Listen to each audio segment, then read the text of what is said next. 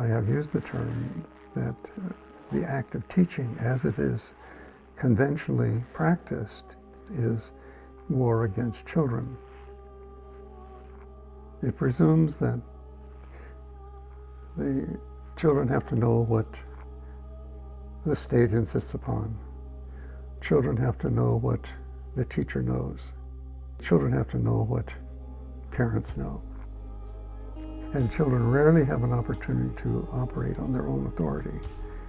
And as a consequence of not operating on their own authority, they have very little opportunity to develop any sense of self, or any real sense of self, and a real sense of others.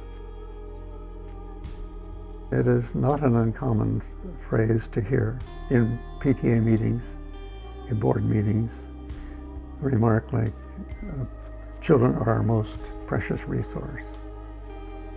And the fact that we look at children as a resource is, I think, part of our business ethic.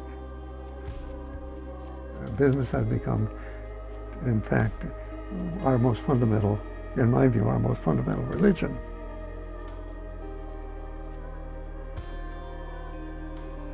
Every state in the Union now is involved in developing and imposing testing on the kids, on all the children. And this has gotten to the point where it is very doubtful whether this would ever be irreversible, because the schools are the instruments by which society, in effect, maintains the status quo. As long as we're just maintaining the status quo, it can only devolve into worse and worse conditions. We'll be going over and over asking for more money under the presumption that we're going to be changing things when it actually doesn't change a thing. It's a definition of insanity. One of the tragedies I see that takes place with most kids is spending 5 years at home or in an environment someplace, poking the environment, getting information through these 5 senses that we have, processing those data, the result of which processing they learn.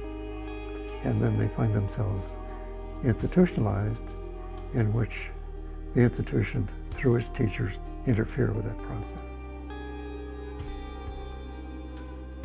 It seems to me the objective of growing up is learning. And the thing that we're learning is not objective stuff all around us, but we're also learning about ourselves. We're trying to find out who and what and why we are the way we are.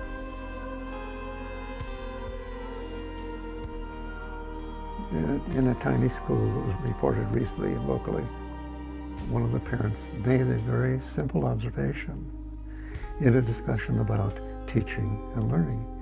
And she just observed, children learn to talk, period. They learn to walk. They learn to eat.